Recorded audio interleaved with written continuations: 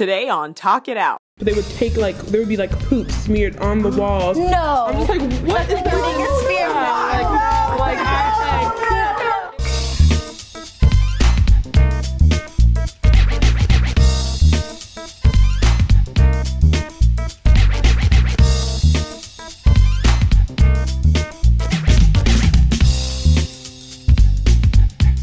Some of us were so lucky to get paired with roommates that we love, but some of us were paired with roommates from hell. Let's talk it out.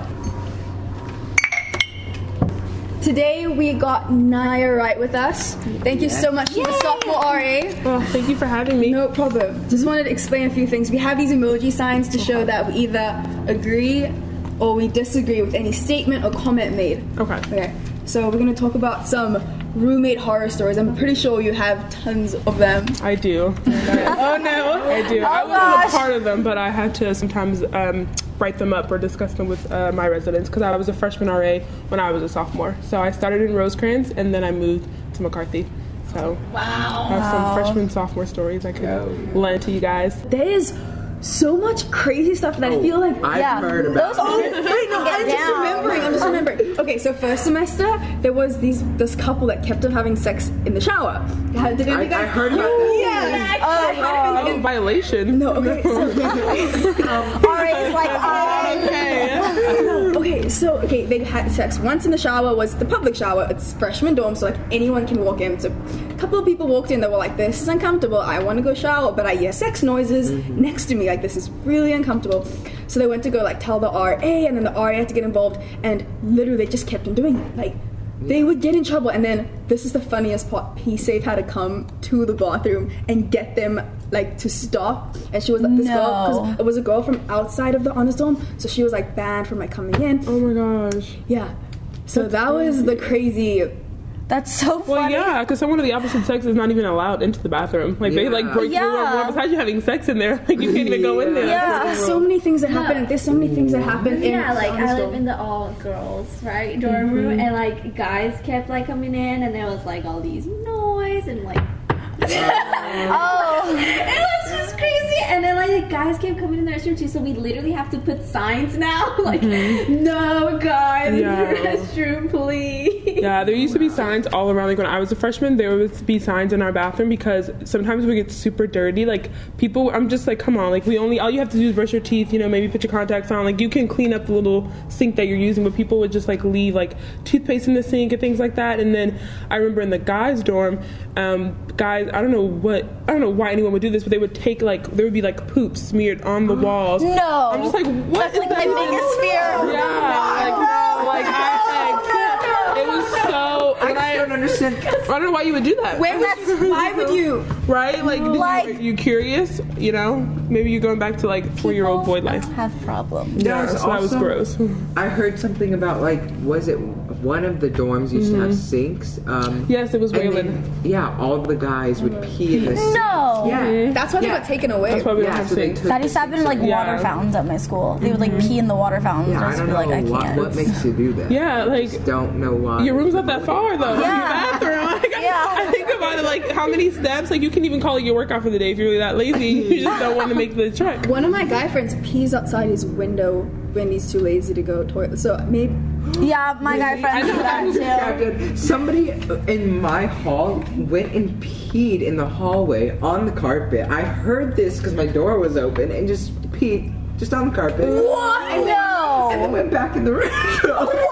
Sleepwalk? I'm gonna say drunk. That's what these reckless decisions are typically drunk people. I don't know. It was a weird moment. Yeah. One of my close friends from this school, her old roommate, she doesn't go to the school anymore. Her roommate was just a little crazy, and she had so many instances of her just coming home super drunk. P-Safe would have to come and get her multiple occasions. I think it happened 4 times, and drugs and just random guys coming over. She had so many problems. Every day she'd be like, Hannah, you don't even know. Yeah. I'm like, oh god. I had a friend who her roommate, she had a roommate who smoked weed a lot, and obviously weed's not allowed on campus, but so she would smoke it in the room. My friend was concerned about getting in trouble for her roommate's decisions. Honestly, I don't even even understand why people smoke in your room. Like, I don't know why you think that Febreze covers it up. Like, there's no science class that proves that. But anyway, so yes, she was smoking in the room, and like she told her roommate, like, please stop doing this. Like, I don't feel comfortable. And so then she kind of stopped a little bit, but also in addition to the weed, she would bring her boyfriend over a lot. Yeah. And like they would be like having sex in the room, whatever. And she wouldn't give my friend any warning. So one time my friend walked in on her roommate and her boyfriend having sex. And it was just, she was, after that, that's when she like told, because I kept telling her, I was like, tell the RA, like talk to the RA, like figure something out, like have a mediation. She was like, no, like I don't want to. Da, da, da. I'm like, you've got to like be one step on top of this, or she's gonna keep on doing it. Oh my god. Multiple friends who have walked in on their roommates. Okay, one of my friends, her roommate, like one of the first days of school, had this giant box of condoms and literally said, she's like, okay, like you can take a couple, but just a couple because I'm gonna need the rest. We were like, she was like, oh god, we're not gonna get along. Wait, one of my friends, well, I think it was like the first or second week of school, walked in on her roommate giving another guy. Everything. I wouldn't even know how. I'd just be like, okay, bye. Is there like a sock on the door thing? Did that go out the window? Because I feel like people don't even. They don't. I don't think they do that's that. Not. I don't. There's just like, because I feel like there's no, like some people just don't even like let the roommate know, like not even a text. Like my best friend and her roommate freshman year had this really good system where she would give her a couple hours notice so that my best friend could go into the room, like get her notebooks and stuff like that, and she would just come to my room. Like I feel like that is considerate. But some people like have no, like one time that same roommate my friend who had like the weed and like the boyfriend coming over a lot, they actually one time had sex while my friend was in her bed, like sleeping. They had sex while she was sleeping. I was like, ugh. I was like, where does it, like sometimes I think like, doesn't he have a place to go to himself too? And, like, why are you always, like, it was like he was always there. And also what I just don't. What? And the walls are super thin in this campus. Like there's like I could hear someone sneeze and like say bless you, and they would hear me on the other end. Like it's the walls are so thin, and so I feel like those noises, like especially depending on when you're like bed position, like right when it's right against the wall. Yeah, I know it is not a safe place to be. But I'm trying to think too. There was like a situation I had to deal with, and it was I was on duty and I was just in my room, you know, Jay chilling, and then I heard these noises, and at first I was like, you know, to each its own, like it was fine, but then it was getting closer to quiet hours, and I had to, because it was a certain time where quiet hours was supposed to happen, I just wanted to be like, hey, like lower your voices, like they, you know, there wasn't any outside signs of keep the moaning too. I knocked on the door, and I was expecting to, you know, maybe see someone shuffle to the door and with a little towel or something, saying like, oh, like we'll be fine. But the girl opened the door a little bit wider. I don't know why people do this. She swung the door open, and so I saw like a guy in her bed, and then I looked over and I saw another guy and girl in the other bed who wasn't the other roommate. So I don't know. So having a party. I think they were all having a giant, you know, orgy. Yeah. And so, but the other person in the other bed wasn't the roommate. So I'm like, so they were just in her bed. Yeah, like there was these two people having. Oh my god, I would freak out. Yeah.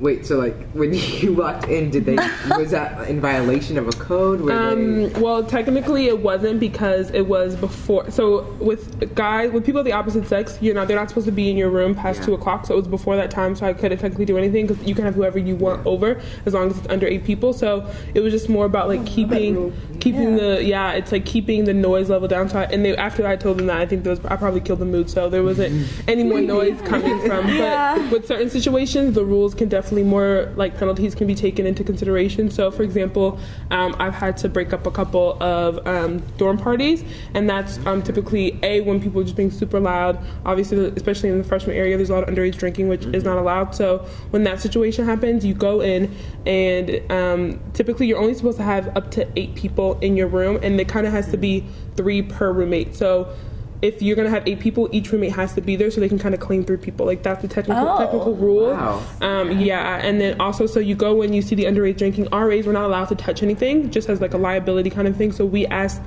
first for everyone's one card, and this is when you start to see a lot of, like, when you hear the stories of people jumping out windows and things like that, like it starts to happen because once someone asks for your one card, especially in these situations, you're probably going to be written up because RAs have to document the situation.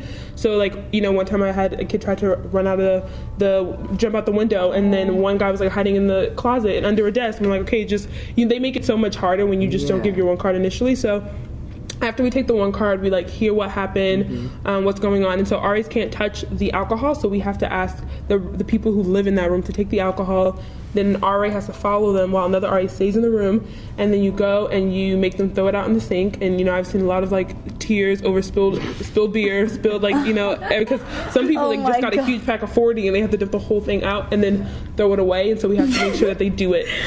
So there's and then after we document the situation, it goes to judicial affairs, and then there's this whole process of there's a couple, you'll probably get an email within 1 to 2 days of this was written up, you got to go to judicial affairs, and you'll have a meeting. And honestly, in these situations, we always encourage residents to be honest, because when we don't want to this isn't about getting you in trouble, making people pay or things like that. It's really about a learning lesson, and they push that so much. That's why we have these different kind of things in place. We have the bystander rule that we have on campus. Do you guys know about that? Yeah. It's where if you're with someone and they have been drinking a lot, that you can call it in and you won't be penalized for helping your friend, even if you're intoxicated, because we want to promote this idea of helping people out in need. And so once you go through judicial, and then it's kind of in their hands to decide what your punishment is. But if you're someone who is going to try to lie through your teeth and your story doesn't match the RA's report, then red flag is going to go up. There's going to be a lot more problems. But if you're honest, judicial is very much about helping you to kind of learn from this mistake and not let it define you. Nice. Yeah.